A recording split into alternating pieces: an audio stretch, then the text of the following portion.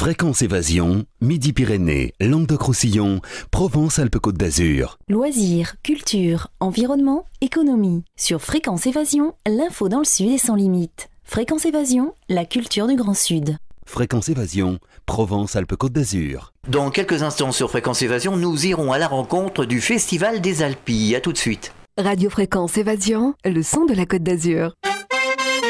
Fréquence Évasion, info, interview et détente. Nous sommes en compagnie de Vincent Berthemeux et nous allons découvrir le Festival des Alpilles. Bonjour, merci de participer à cette émission sur Fréquence Évasion. Oui, bonjour.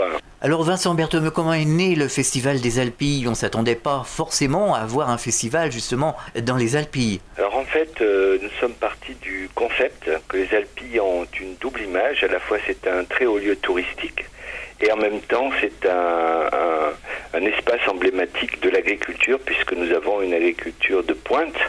Et donc nous avons cherché à créer un festival qui ressemble à cette identité des Alpilles, qui porte à la fois cette notion agricole et en même temps cette notion, on va dire, de lieu d'accueil.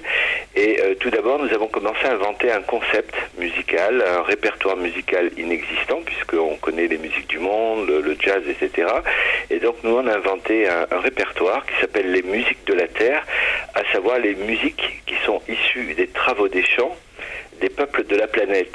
Alors il y a beaucoup de musique dans ce répertoire. Il y a évidemment le blues des champs de coton, le son cubain des champs de tabac, et dans tous les peuples de la Terre, donc il y a des musiques qui ont été vraiment créées en fait dans les champs.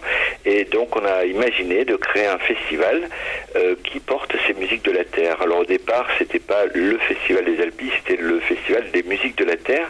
Mais dès la première année, nous avons été sollicités par plusieurs communes, ce qui fait qu'en devenant itinérants, se passant d'une ville à l'autre, nous nous sommes appelés évidemment le festival des Alpilles. Alors c'est vraiment très novateur, personne n'avait eu l'idée avant. Et absolument, oui. Disons que, si vous voulez, auparavant, moi j'avais créé un événement international de photographie numérique, le premier au monde, et donc il fallait bien trouver quelque chose d'aussi original. Donc on s'est creusé la tête pour trouver quelque chose un événement, un concept unique et original.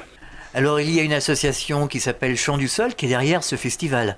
Oui, tout à fait, qui fait beaucoup de choses. D'ailleurs, si vous allez au bout de Provence, la nuit, nous diffusons sur des rochers avec des images de 60 mètres de base par 40 mètres de haut, des images à la fois sur les façades des maisons, sur la falaise des baux.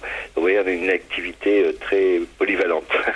Alors ça doit être formidable ces projections, car les lieux sont magiques. Pour ceux qui ne connaissent pas, vraiment, il faut venir dans les Alpilles. Tout à fait. C'est d'ailleurs le berceau en fait du festival. Disons que nous avons démarré en 2002 grâce à une volonté municipale très forte, parce que les Baux essayent, si vous voulez, de valoriser une culture autre que celle d'un tourisme de masse. Donc les Baux font de gros efforts avec plusieurs manifestations, dont la nôtre qui perdure maintenant depuis 8 ans. Et c'est vrai que les Baux a été un formidable laboratoire expérimental et comme vous le soulignez vous-même, il y a des lieux qui sont magnifiques et qui se prêtent justement à la magie de certaines soirées. Je pense notamment à celle de John Lilsley, qui était le bassiste de Dire Straits, qui a donc, il y a 2 ans, a voulu se produire en concert dans notre festival, amoureux, si vous voulez, de l'esprit de l'événement, mais aussi du cadre magique que nous avions mis à sa disposition. Et c'était un des événements forts, avec notamment aussi cette année à la Manon, une autre soirée avec un peu les pères nourriciers du blues, dont l'un a inspiré la carrière des Rolling Stones, des Yardbirds, vous voyez, donc c'est un peu la chance qu'on a, c'est-à-dire que comme on est dans des lieux magiques, à l'esprit sympathique, rural, eh bien on a de temps en temps des grandes stars, aussi Tony Joe White qui est venu se produire chez nous. Et c'est vrai que c'est assez sympathique de pouvoir à la fois être un petit festival, parce que nous n'avons pas de prétention de gros événements comme on voit tous les jours cités dans la presse nationale et à la télévision, mais en même temps un événement très particulier, très original et qui se distingue justement par son esprit, par sa convivialité, puis aussi son intercommunalité. C'est vrai que nous sommes un peu le lien à travers ces communes des Alpilles, puisque nous sommes un bassin de population de 64 000 personnes, essentiellement rurales, Et c'est vrai que ce festival qui sent bon le terrain, enfin le terroir tout du moins, est un festival qui donc plaît beaucoup et donc et aussi disons concentre en fait une population un peu éparpillée sur 16 communes, parfois sur une commune seulement. Et pour certains de nos auditeurs qui ne connaissent pas, précisons que ça descend jusqu'à Tarascon, donc la zone que vous couvrez. Voilà, alors ça part de Lamano à Tarascon, ce qui fait que notre territoire en largeur fait 35 35 km, et en gros une quinzaine de haut. Vous voyez, alors c'est un territoire qui est à la fois grand pour un festival et petit en termes de population. En revanche, c'est un îlot de verdure qui s'est réuni au sein d'un parc naturel régional des Alpilles. Et ce qui frappe d'ailleurs quand on arrive dans les Alpilles, c'est de voir ce petit morceau de verdure, si vous voulez, ceinturé d'autoroutes, de grandes agglomérations, Marseille, Aix, Nîmes, Avignon, Arles, vous voyez, donc on est complètement ceinturé d'autoroutes et d'agglomérations, et puis nous en plein milieu, un peu comme ce fameux petit village gaulois, on résiste un petit peu à toute cette frénésie urbaine, non seulement en protégeant effectivement le parc plutôt protège cet espace, mais aussi en développant un esprit rural d'ailleurs très très apprécié par les populations urbaines en périphérie. On a pas mal de gens qui viennent de Marseille, d'Aix, d'Avignon. C'est vrai que je crois qu'aujourd'hui tout le monde a un peu besoin de verdure, de fraîcheur, et c'est vrai que ce festival des Alpilles, par son caractère rural, par son caractère itinérant, eh bien donne justement cet espace de fraîcheur, de sympathie, si vous voulez, que même les urbains locaux ont du plaisir à retrouver chez nous. Alors cette année, vous avez produit un spectacle donc dans les Alpilles et les Fessettes juste avant le festival interceltique de Lorient. Voilà, tout à fait. Alors bon, c'est vrai que c'était un festival très important au niveau national, mais dans un certain sens, vous voyez par exemple, quelques semaines avant, on avait Provence, Québec. Or, en Provence, par exemple, l'usage de la cornemuse était très répandu, et bien avant, évidemment, la Bretagne, parce que ce qu'il faut savoir historiquement, c'est que la Provence a plus de vestiges celtes que la Bretagne, puisque il faut rappeler rapidement l'histoire. Les Celtes étaient établis entre Hallstatt, donc en Autriche, et la Galice. C'est un empire énorme, et il y a des communes comme Mouriès, par exemple, là où nous avons fait la soirée irlandaise, qui était un haut lieu cultuel de l'Empire celte. Donc vous voyez, il y a une crédibilité à ce que la Provence puisse présenter des événements celtiques. Vous prenez la ville de Saint-Rémy par exemple, son nom d'origine c'est Glanum, mais en fait c'est pas Glanum, c'est Glano, et qui était Glano, un dieu celte. Et c'est vrai que présenter donc ce qui est un peu une sorte d'histoire, si vous voulez, de la Provence ancienne, eh bien c'est tout à fait cohérent, et le fait, si vous voulez, qu'une grande manifestation comme les interceltiques qui drainent beaucoup de monde, eh bien puisse, si vous voulez, encore donner plus de popularité à ce genre de musique, pour nous c'est une chose formidable. Et en même temps, on reste, si vous voulez, dans notre logique qui n'est pas de faire spécialement des musiques à la mode ou de faire des choses qui marchent, mais vraiment de promouvoir des concepts comme celui dont je viens de vous parler. Oui, notamment Trianne, par exemple. Voilà, tout à fait. Par exemple, vous citez Trianne, donc il y a 3-4 ans, on a organisé la rencontre Provence-Bretagne. Il y avait en première partie le groupe Condor, qui est un groupe parlésien qui a justement renoué avec ses traditions celtes, des origines de la Provence, et qui passait en première partie de Trianne. Et je peux vous dire que les deux ont fait un tabac, à la surprise d'ailleurs de pas mal de gens qui venaient voir uniquement Trianne et qui se sont aperçus que finalement en Provence il y avait des musiques très festives, des musiques dans le même esprit, si vous voulez, que Trianne, qui a redonné un coup de jeunesse, si vous voulez, aux musiques traditionnelles bretonnes. Et donc c'est vrai que vous voyez, c'est dans des soirées comme ça à thème, avec une thématique, par exemple pour le blues, donc cette année, on avait en première partie le blues francophone d'un Camerounais, et ensuite on avait ces grands géants du blues nord-américain, et c'était un peu l'occasion pour nous de rappeler que le blues finalement était africain, donc essentiellement dans des régions comme le Mali qui étaient francophones. Alors pourquoi pas inclure un volet de musique africaine par exemple dans ce festival ? Ah, complètement, oui, tout à fait. Disons que c'est une histoire d'opportunité, c'est-à-dire que nous proposons aux communes des thèmes, et sont les communes qui choisissent. Mais nous cherchons toujours à rattacher, si vous voulez, le concept à la commune. Tarascon, par exemple, c'est la country. Pourquoi? Parce que c'est la porte de la Camargue, il y a une sellerie très renommée, donc vous voyez, c'est crédible que Tarascon puisse présenter un événement comme la country. Donc du coup, l'événement s'appelle Taras Country, vous voyez. Alors on essaye toujours de chercher un peu dans l'histoire. Donc Mouriès, c'était un haut lieu cultuel, donc c'est musique irlandaise. Et c'est vrai que la Manon, alors c'est 4 siècles, ils ont un platane qui a 4 siècles, qui est le plus vieux platane d'Europe. Et ma foi, on peut considérer que c'est presque, on va dire, la préhistoire du blues. Donc vous voyez, on essaie toujours chaque fois de trouver un lien en fait entre la musique présentée. Et c'est pour ça que c'est pas forcément évident de présenter de la musique africaine, même si on souhaiterait vraiment le faire. Alors ce qu'il faut préciser, c'est que vous organisez des concerts gratuits. Voilà, parce qu'en plus l'association a pour philosophie d'organiser des concerts de très très grande qualité, mais accessibles à toutes les bourses. Vous voyez, c'est parti un des postulats de notre association, c'est de démocratiser la culture, de permettre à des gens qui n'ont pas nécessairement de gros moyens, qui ne peuvent pas se payer des places à 40 euros ou 50 euros. Là, on a par exemple, le double concert de la semaine dernière, c'est 10 euros. Vous voyez, donc pour un concert complet avec un groupe de musique irlandaise qui a fait un tabac, avec une troupe de 6 danseurs de claquettes, voilà. Donc c'est vrai que on milite beaucoup pour offrir aux gens autre chose que des concerts, si vous voulez, chers.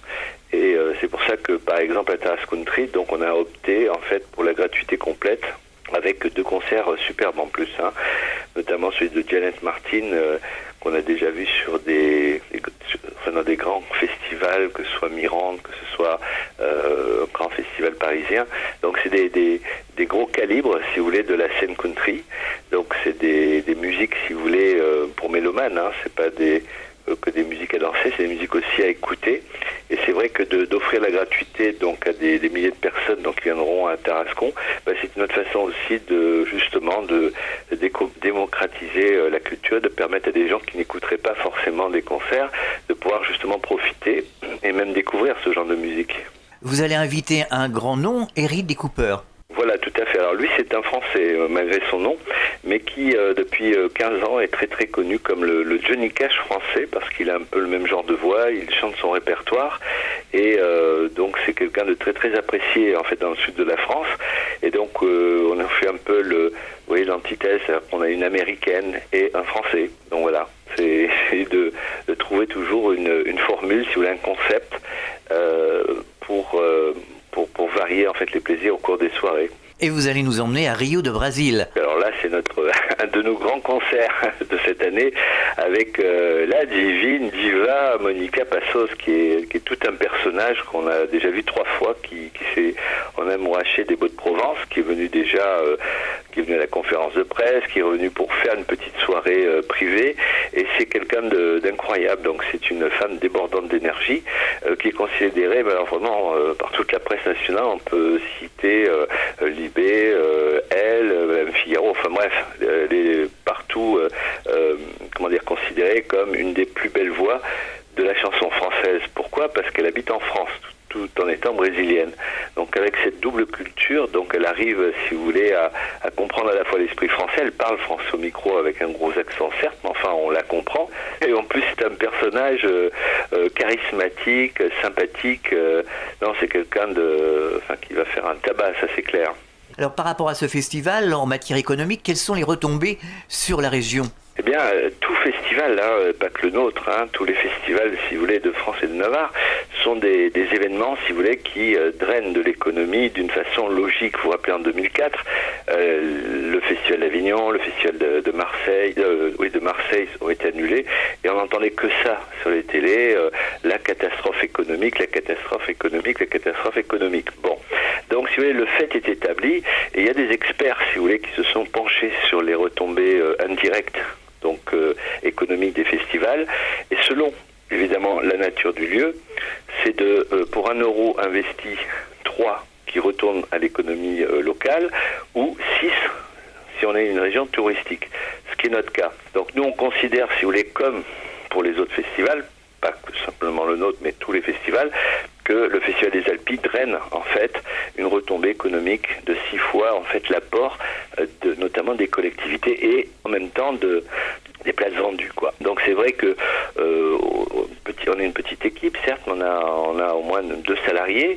C'est sûr que les gens qui viennent à nos manifestations consomment, vont dans les hôtels, vont dans les restaurants, tout ça.